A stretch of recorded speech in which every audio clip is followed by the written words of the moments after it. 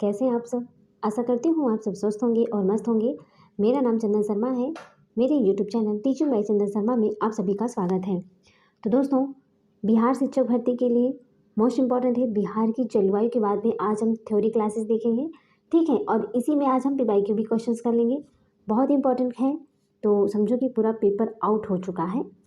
ये वीडियो में आप लोग लास्ट तक बने रहिएगा और ज़्यादा से ज़्यादा लोगों को शेयर कीजिएगा, ठीक है। पूरी डिटेल्स क्लास है, तो उम्मीद है आप लोगों को बहुत ही ज़्यादा हेल्प भी मिलेगी।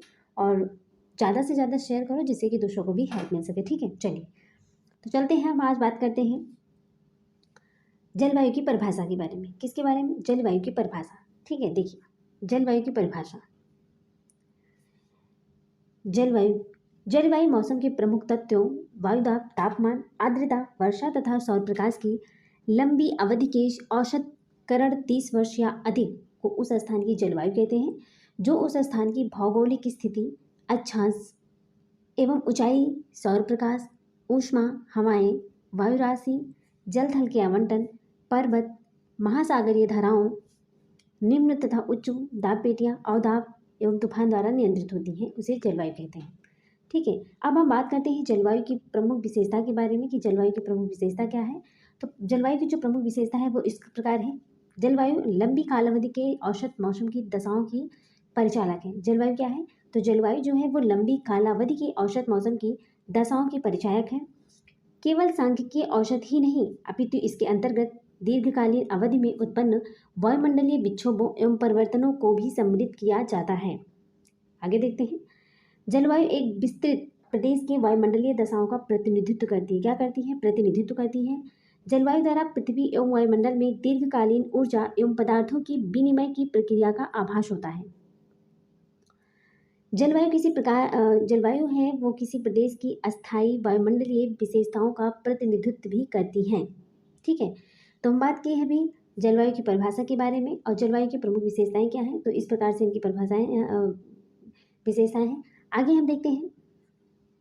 ये हमारा बिहार का मैप है, आप देख सकते हैं। यहाँ पर नेपाल है, ये हमारा उत्तर प्रदेश है, यहाँ पर झारखंड है, ठीक है। तो आप इसमें जितने ज़िले हैं, आप लोग राज्य हैं, जितने ज़िले हैं जो हमारे बिहार राज्य में जितने ज़िले हैं, तो आप लोग देख सकते हैं। यहाँ पर बेतिया है, मोतिहारी है, सीतामढ़ी है, ठीक है। और यहीं पर शिवहर है, मधुबनी, सुपौल, अररिया, किशनगंज, पूर्णिया, कटिहार, मधेपुरा है, भागलपुर है, सहरसा है, खगड़िया है, बांका, जमुई, मुंगेर, बेगूसराय, समस्तीपुर है ना, दरभंगा, मुजफ्फरपुर, सिवान, छपरा, आरा, बक्सर, भभुआ, सासाराम, औरंगाबाद, गया, नवादा। तो ये सारे आप लोग ज़िले को एक बार देख लीजिएगा कि कहाँ कहाँ पर कौन सा ज़िला स्थित है, ठीक है। चलिए आगे देखते हैं। हम बात करते हैं जलवायु एवं मौसम में अंतर। जलवायु एवं मौसम में अंतर, ठीक है। चलिए, सामान्य बोलचाल की भाषा में मौसम एवं जलवायु एक ही अर्थ में प्रयुक्त किए जाते हैं, किंतु दोनों भिन्न भिन्न अर्थों को प्रकट करते हैं तथा उनमें पर्याप्त अंतर दृष्टिगोचर होता है। मौसम जलवायु की अल्पकालीन दशाओं को प्रकट करता है। यदि सूर्य प्रकाशित होता है, आकाश स्वच्छ बादल रहित होता है तथा मंद मंद शीतल बयाल चल रही होती है, तो हम बरबस ही कह सकते हैं कि आज मौसम बड़ा ही सुहाना है। परंतु दूसरे दिन यदि अचानक वर्षा होने लगी है और तीव्र एवं प्रचंड आंधी चल रही हो तथा घने बादल छाए हो, तो हम कह सकते हैं कि आज मौसम बड़ा ही खराब है। तो इससे स्पष्ट क्या होता है कि मौसम जो है वो वायुमंडल की क्षणिक दशा को प्रकट करता है। क्या करता है? जो मौसम है वो वायुमंडल की क्षणिक दशा को प्रकट करता है। इसके विपरीत जलवायु शब्द से किसी स्थान अथवा प्रदेश के मौसम में दीर्घकालिक औसत का बोध होता है। उम्मीद है कि जलवायु और मौसम में अंतर आप लोग समझ गए होंगे, ठीक है। चलिए आगे देखते हैं बिहार की जलवायु के बारे में। अब हमारे बिहार की जलवायु क्या है, चलिए इसके बारे में देख लेते हैं। बिहार जो है वो कर्क रेखा के उत्तर में स्थित है, मोस्ट इम्पॉर्टेंट है। अब पूछ लेंगे कि बिहार किस रेखा में, भूमध्य रेखा, कर्क रेखा है ना, मकर रेखा कहाँ पर स्थित है।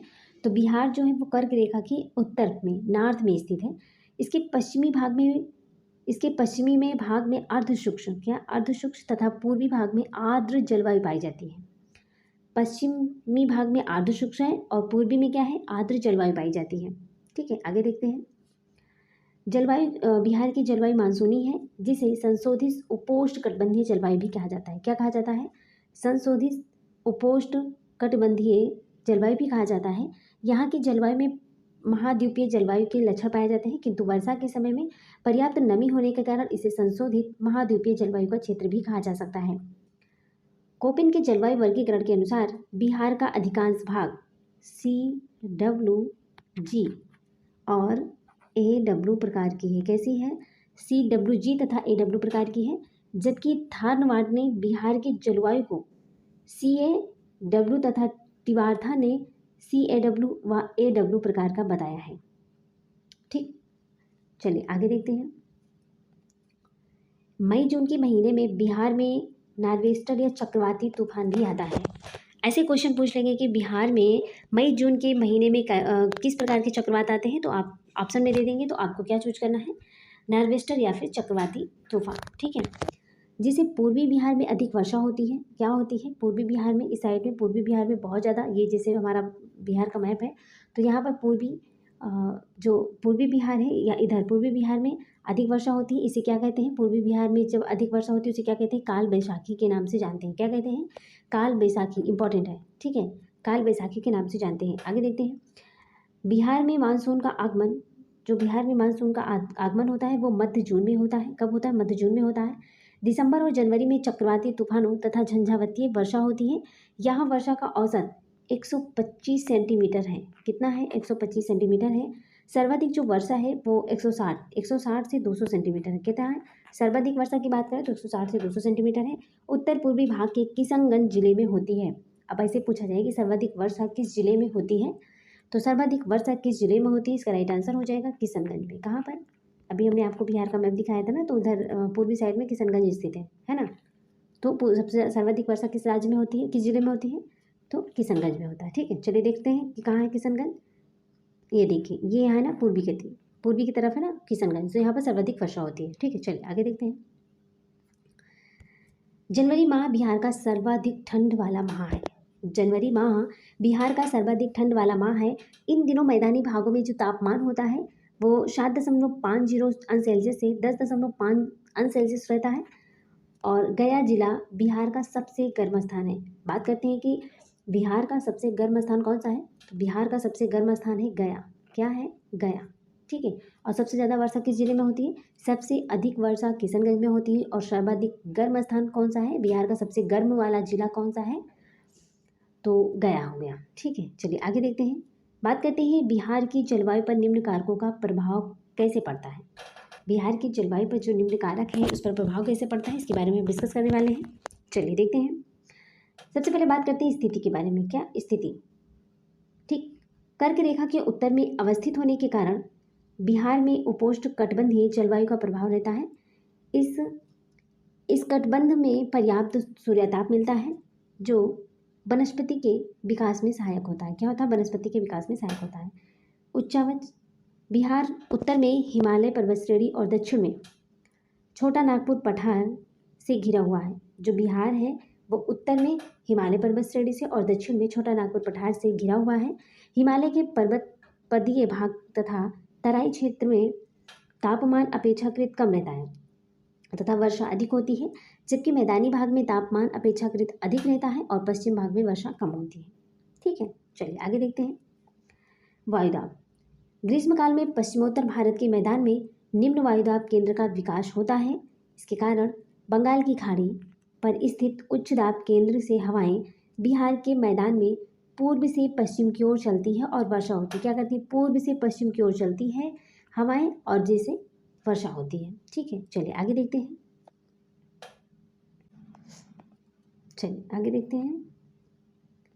बात करते हैं बिहार में वर्ष में निम्नलिखित 3 प्रमुख मौसम पाए जाते हैं।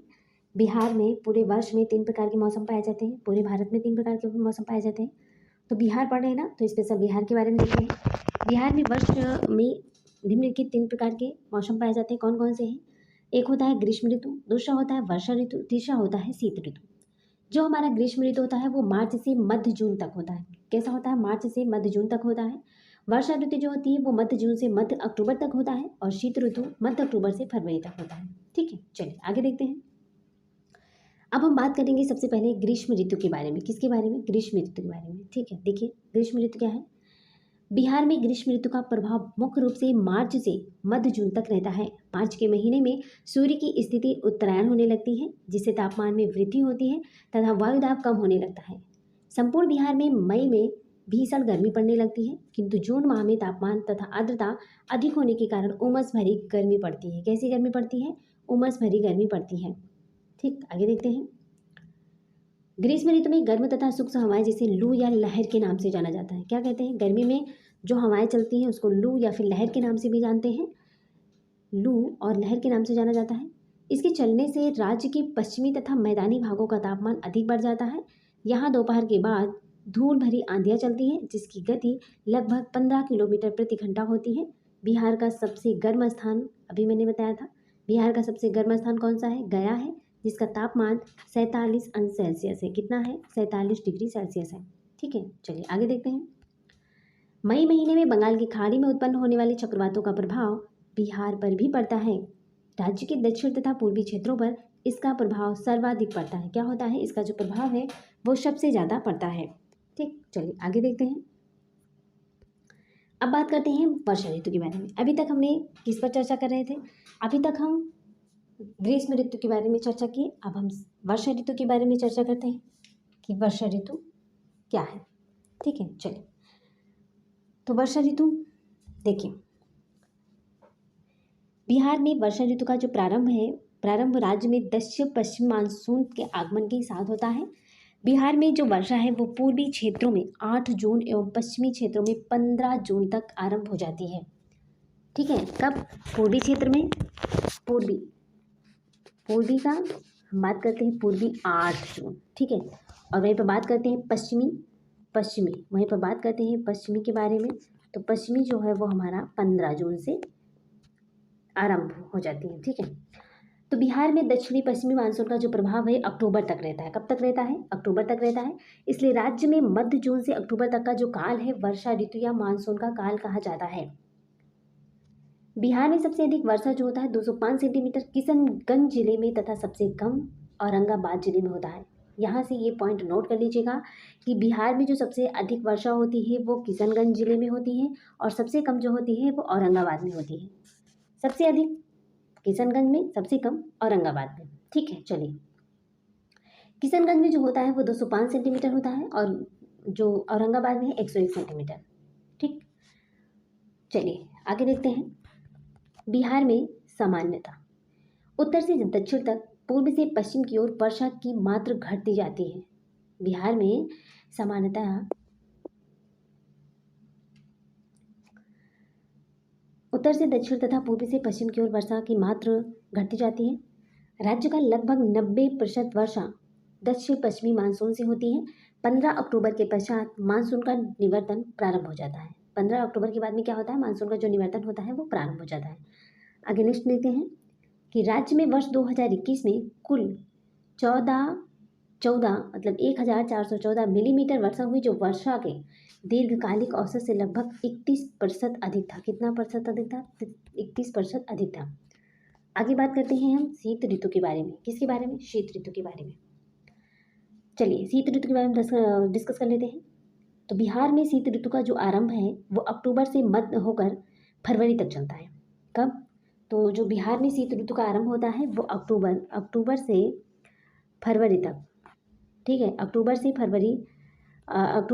होकर फरवरी तक रहता है। मध्य अक्टूबर में मानसून के लौटने के बाद भी वायु में आर्द्रता अधिक रहती है। बिहार में सबसे अधिक ठंड मध्य दिसंबर से जनवरी तक होती है। कब होती है? मध्य दिसंबर से जनवरी तक होती है। शीत ऋतु में बंगाल की खाड़ी से तूफानी मौसम दशाएं विकसित होने के कारण 3 या 4 बार पर्याप्त वर्षा होती है, जिसके फलस्वरूप आकाश में बादल छाए रहते हैं एवं वर्षा के कारण दिन का तापमान कम हो जाता है, जिससे ठंड अधिक बढ़ जाती है।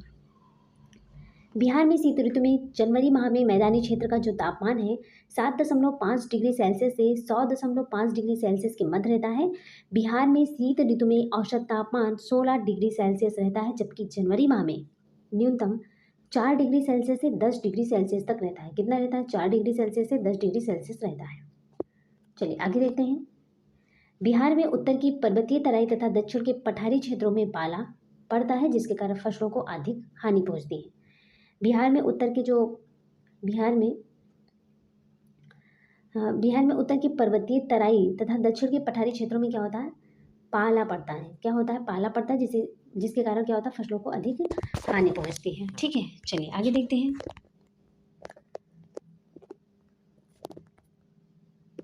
तो दोस्तों वर्षा ऋतु हो गया और शीत ऋतु। ठीक, इसमें जलवायु परिवर्तन, बिहार में जो जलवायु परिवर्तन है वो नहीं दिया गया है। थोड़ा सा मैं इसे आप लोगों को डिटेल में डिस्कस कर दे रहे हैं। ठीक है, तो आप लोग इसे थोड़ा समझ लीजिएगा।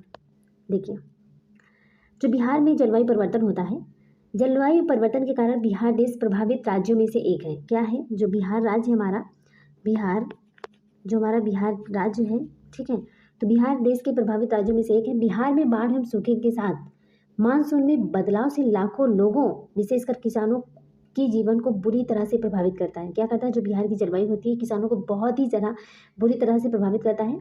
वैश्विक तापमान का दिखने वाला एक प्रभावी गर्मी के महीने में लू चलने की घटनाओं में वृद्धि है, जब राज्य में अधिकतम तापमान कभी कभी क्या होता है ना, 45 डिग्री सेल्सियस तक भी पहुंच जाता है। क्या होता है, 45 डिग्री सेल्सियस तक पहुंच जाता है। बिहार के जो किसान हैं वो जलवायु परिवर्तन के साथ साथ अनियमित वर्षा, बिजली की कटौती, पानी की कमी से सिंचाई की समस्याएं और जलवायु परिवर्तन की चुनौतियों का सामना कर रहे हैं। आईआईटी के एक अध्ययन, क्या, आईआईटी के एक अध्ययन में सामने आया है कि जो जलवायु परिवर्तन की चपेट से सबसे अधिक प्रभावित भारत के 50 जिलों में से बिहार के 14 जिले शामिल हैं। बताओ, 50 जिले में से बिहार के 40 जिले शामिल हैं। भारत के जब 50 जिले हैं तो 50 में से तो केवल बिहार में 14 जिले ही शामिल हैं, जलवायु परिवर्तन की चपेट से बहुत ज़्यादा प्रभावित है।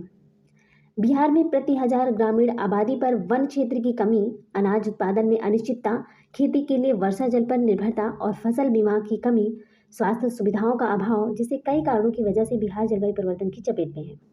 ठीक है, और इन खतरों के बावजूद बिहार के पास इसे निपटने के लिए कोई ठोस एक्शन प्लान ही नहीं है। सरकार ने 2019 में इसे बनाने की कोशिश की पर सफलता नहीं मिली थी। तब सरकार जो थी 2019 में, ठीक है, 2019 में इसको बनाने की भी कोशिश की थी लेकिन सफलता हाथ ही नहीं लगी।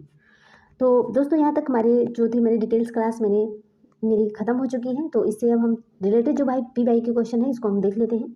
ठीक है, ज़्यादा है नहीं, तो मैंने सोचा कि एक ही वीडियो में हम इसे ख़त्म कर देते हैं, क्योंकि नेक्स्ट में जो चैप्टर होने वाला है, आगे हम बिहार की मृदा के बारे में डिस्कस करने वाले हैं। तो चलिए इसके जो PYQ है हमारे क्वेश्चन, उसके बारे में हम थोड़ा सा डिस्कस कर लेंगे। ठीक है, चलिए